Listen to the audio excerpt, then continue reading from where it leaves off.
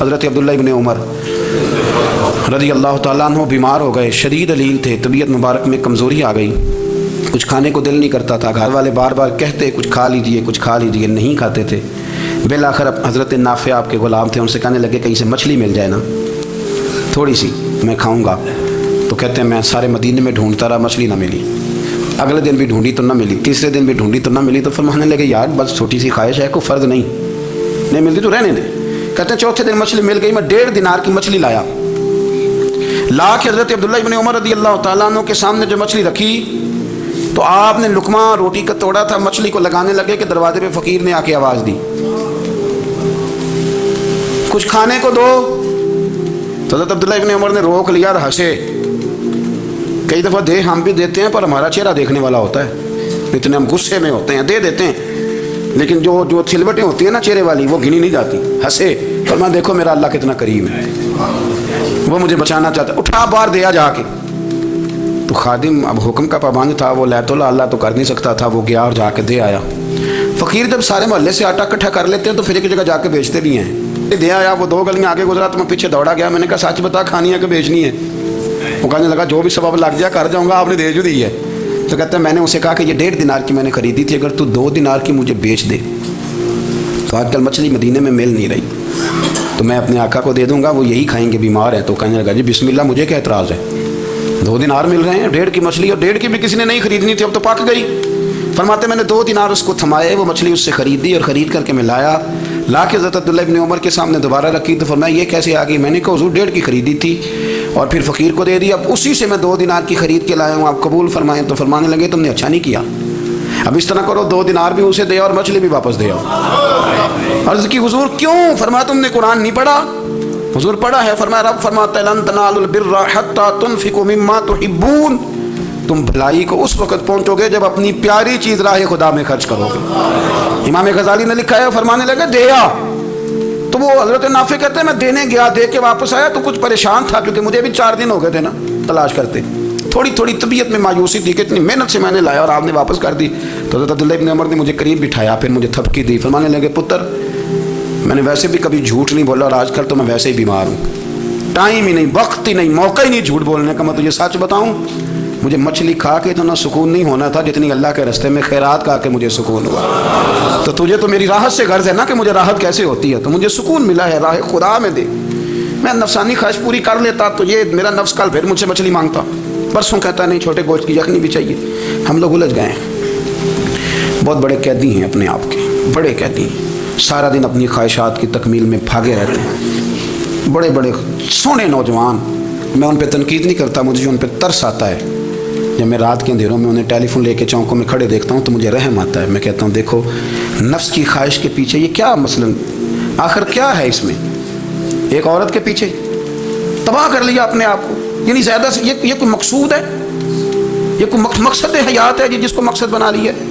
میرے عزیز بات کو سمجھ لیں، اتنا خوبصورت آدمی ہے اور اتنا اس کا اونچا قد کاٹ ہے، اور کیا کس کے پیچھے یہ بھاگا ہوا ہے؟ بڑا سمجھدار، دانشور، عقل مند آدمی، ذی روح بندہ، لیکن اس کا اسٹیٹس آپ یہ ملاحظہ کریں کہ وہ 20-40 ہزار کی خاطر جھوٹ بولتا ہے، دھوکہ دیتا ہے، فریب اور فراڈ کرتا ہے۔ ہم اپنی نفسانی خواہشات کے پیچھے اس طرح بھاگتے ہیں کہ ہم اصل سے رہ جاتے ہیں۔ میری باتوں کی سمجھ آ رہی ہے آپ حضرات؟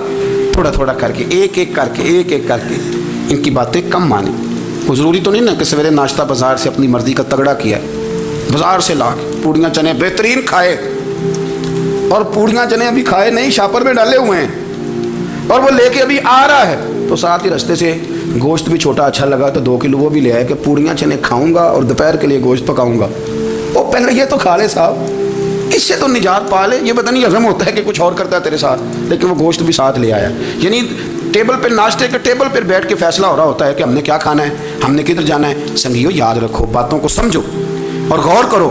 یہ تھوڑا تھوڑا کر کے جب ہم چھٹکارا حاصل کرنے کی کوشش کریں گے نا، چھٹکارا حاصل کرنے کی، کئی جگہ سے کس جگہ سے اگر آپ کو تنبیہ ہوتی ہے نا، تنبیہ، اس میں بھی بڑا مزہ آتا ہے۔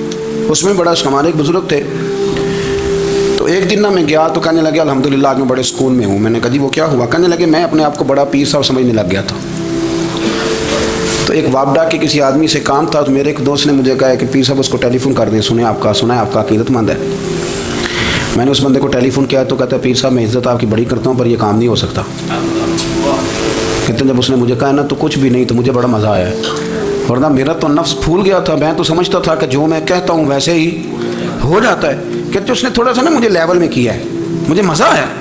یہ لوگ نا اپنے اوپر بوجھ ڈالتے تھے، یہ تھوڑا تھوڑا پیچھے ہٹتے تھے، یہ سمجھتے تھے کہ اس طرح تو ہماری تکمیل رہ جائے گی، صبح سے شام تک اگر اسی نفس کی باتیں مانتے رہیں گے تو خرابی کرے گا۔ دولت کا نشہ ہے بھائی، دولت کٹھی کرنے والا کسی جگہ سیر نہیں ہوتا، حسن کا نشہ ہے، حسن کا نشہ ہے۔ حضرت ابوبکر شبلی رحمۃ اللہ علیہ فرمایا کرتے تھے جو تیری بیٹی کو خوبصورت سمجھ کے اس کے ساتھ نکاح کرنا چاہے اسے بیٹی نہ دینا۔ حضرت جی کیوں؟ فرمایا حسن تو تھوڑے دن کے بعد ختم ہو جائے گا، پھر وہ اس کی قدر نہیں کرے گا، وہ تو کہیں اور منہ مارتا پھرے گا۔ حضرت ابوبکر شبلی رحمۃ اللہ تعالیٰ علیہ کی بیٹی خوبصورت تھی، ایک نوجوان کہنے لگا میرا نکاح کر دیں۔ آپ فرمانے لگے پتر تو 1 مہینے کے بعد آنا، کر دوں گا، بڑی موٹی تازی خوبصورت صاحبزادی۔ تو حضرت نے اسے دوائی کھلائی، اسے پخانے لگ گئے، جو پخانا کرتی ایک مٹکے میں سنبھال دیتے۔ تھوڑا وقت گزرا تو وہ ہڈیوں کا پنجر بن گئی، مہینے بھر میں دست اتنے آئے کہ کمزور ہو گئی۔ تو ابوبکر شبلی 1 مہینے کے بعد نوجوان کو بلایا، فرمایا ادھر آ تیرا نکاح کروں۔ بچی دکھائی تو وہ کمزور بستر پہ پڑی، فرمایا شادی کر، کہنے لگا اس سے نہیں میں نے کرنی۔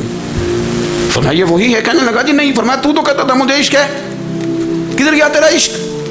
کہنے لگا حضرت صاحب آپ کیسی بات کر رہے ہیں؟ فرمایا ادھر آ۔ پھر وہ مٹکا جس میں گند رکھا تھا وہاں لے گئے، فرمانے لگے تیرا اس کے ساتھ عشق تھا، یہ ہے تیرا عشق۔ فرمایا اسے تو میں 4 دن روٹی کھلاؤں گا پھر تندرست ہو جائے گی، لیکن میں دیکھنا چاہتا تھا کہ تو میری بیٹی سے پیار کرتا ہے یا اس کے چہرے پہ آنے والی کچھ وقت کے لیے سرخی سے پیار کرتا ہے، اس لالی سے پیار کرتا ہے جو جوانی کے وقت بچوں اور بچیوں پہ آتی ہے۔ کس چیز کے دل دادا؟ یعنی کیا مطلب؟ نفس کی غلامی، سراسر غلامی، اور پلٹ پلٹ کے اور بڑے بڑے سیانے بندے چھوٹی سی خواہش کے لیے، بڑا سمجھدار آدمی، بڑا سیانا بندہ۔ میں ایک بڑے بزرگ عالم تھے، میں ایک دفعہ ملنے گا تو پائے پکا رہے تھے، خود پائے پکا رہے تھے، تو وہ بڑے پیار کی بات ہوتی ہے نا جی، تو تامت باندھی ہوئی اور بڑی جناب خستہ حالی، اور وہ پائے پکا رہے ہیں۔ تو میں نے ان سے کہا، میں نے کہا حضرت جی پائے تو کسی اور نے بھی پکا لینے تھے، آپ بخاری لے کے بیٹھتے، چلو میری طرح کا کوئی بندہ آپ سے استفادہ بھی کر لیتا۔ اب پائے آپ لائیں گے، پھر پکائیں گے، پھر آپ کھائیں گے، تو یہ تو 24 گھنٹے آپ کسی کام میں گزر جائیں گے۔ تو یہ ایک چھوٹی سی خواہش کے لیے، میں کسی چیز کو حرام نہیں کہہ رہا، قرآن پاک کی جو آیت پڑھی ہے صرف اس کی تفسیر آپ کے سامنے عرض کر رہا ہوں۔ ہماری خواہشات ماں پالتی ہے، آپ کو نہیں پتہ کتنے دکھ سہتی ہے۔ میں ان ماؤں کو جانتا ہوں جو بیٹے کے حصوں کی مار بھی اس کے ابے سے کھاتی ہیں، مار کھاتی ہیں وہ۔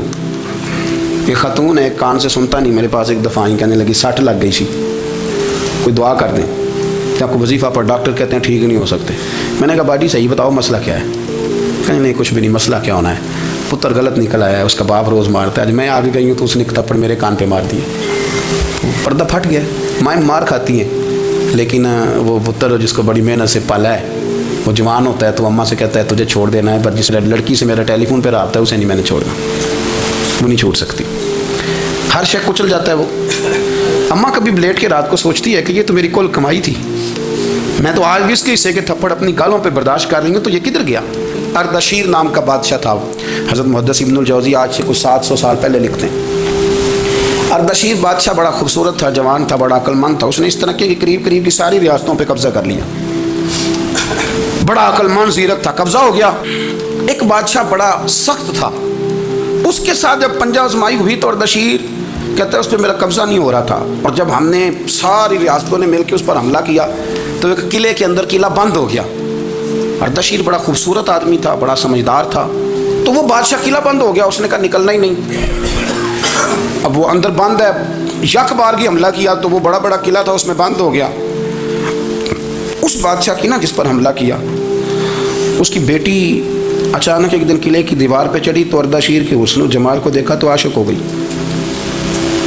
اور اپنے ہی باپ کے خلاف اسے کہنے لگی کہ اگر تو میرے ساتھ شادی کا وعدہ کرے نا تو میں تجھے رستہ بتاتی ہوں حملہ کرنے کا۔ اس نے کہا میرا وعدہ رہا، تو رستہ بتا۔ اس نے رستہ بتایا اس لڑکی نے، اور بادشاہ نے حملہ کیا تو اس کا باپ قتل کیا، اس علاقے پہ قبضہ کیا شادی کے وعدے پر۔ ہاں نفسانی خواہش بندے کو اندھا کر دیتی، نہیں سمجھ آتی اس کو میں کدھر جانا ہے، اندھا کر دیتی۔ حملہ کیا، اور جب اس لڑکی کو لے کے آیا نا اپنے محل میں،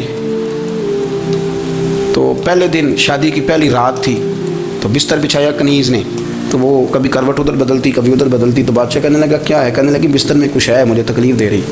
اس نے چراغ جلائے، اور جب بستر اٹھایا تو ایک اتنا سا دھاگا نکلا، धागा, धागे से अमूमन तकलीफ नहीं होती। तो उसने कहा तो इतनी नरम नाजुक है कि धागा। कहने लगी मेरा बाप ना मेरे साथ इतना प्यार करता था कि रोज़ मेरा बिस्तर भी खुद बिछाता था, और उसने आला रखा हुआ था, वो नापता था कि कोई पाया ऊंचा नीचा तो नहीं, मेरी बेटी का बैलेंस सोते वक्त ख़राब ना हो जाए, और मेरे लिए गोश्त और कपड़े भी खुद पसंद करके लाता था, खाने पीने का खुद ख्याल करता था। और बशीर कहने लगा अच्छा वो इतना प्यार करता था, और फिर तूने उसके साथ क्या किया? कहने लगा बुलाओ कनीज़ों को बुलाया, फरमाया इसको उठाओ और जल्लाद के पास ले जाओ, उसे कहो कि इसके बाल एक घोड़े के साथ बांधे, पैर दूसरे घोड़े के साथ बांधे, और एक घोड़ा इधर भगा दे, किधर भगा दे। ये जिसके बाप ने इतना प्यार किया, ये नफ्स की इतनी गुलाम है कि उसकी वफादार नहीं रही तो मेरी वफादार कैसे बनेगी? इसने इतने नाजों से पाला कि धागा इसे बर्दाश्त नहीं। ओ यारो याद रखो, अगर नफ्स की गुलामी करो और बड़े बड़े वफादारों को छोड़ के गुलामी करो तो फिर कहो वफादार मिल जाए। कोई बोल लड़ा ना बोल बैठी होंदे खसम नाराज बड़बोलियां दे, कां सिर खाए ते बुलबुल ठंड पाए। बड़े फर्क नहीं सजना बोलियां दे, ਜਿਹੜੀਆਂ ਖਸਮਾਂ ਦੀ ਵਿੱਚ ਰਜ਼ਾ ਵਸਣ ਭਾਗ ਜਾਗ ਜਾਂਦੇ ਉਹਨਾਂ ਗੋਲੀਆਂ ਦੇ। ਆਪ ਉਦਲੀਆਂ ਨੂੰ ਸਰਦਾਰ ਪੈਨ ਤੱਕੇ ਤੇ ਸ਼ਰਮਾ ਵਾਲੀਆਂ ਨੂੰ ਝੂਟੇ ਡੋਲੀਆਂ ਦੇ। अपने नफ्स के पीछे चलोगे तो ये तबाही है। जब हमने किसी से वफा नहीं की तो ये क्या उम्मीद हुई कि दुनिया हमसे वफा करेगी? अल्लाह रसूल की मर्ज़ी के मुताबिक उसूल पसंद ज़िंदगी बनाएं, एक एक करके अपनी ख्वाहिशात से पीछे हटें, थोड़े पे गुजारा करना सीखें, अपने नफ्स को समझाएं। ज़रूरी नहीं कि रोटी हर वक्त मज़े के लिए खाई जाए, कभी कमर सीधी करने के लिए खुश्क रोटी भी खा के देखो, कभी सादा खाना उस पर भी इक्तिफ़ा करो, कभी थोड़ा खा के अच्छे तरीके से सादे कमरे में भी अल्लाह को याद करके देखो। नफ्स के पीछे ना भागिएगा, तबाही करेगा। रब करीम समझने की तौफीक रफ़ीक अता कर।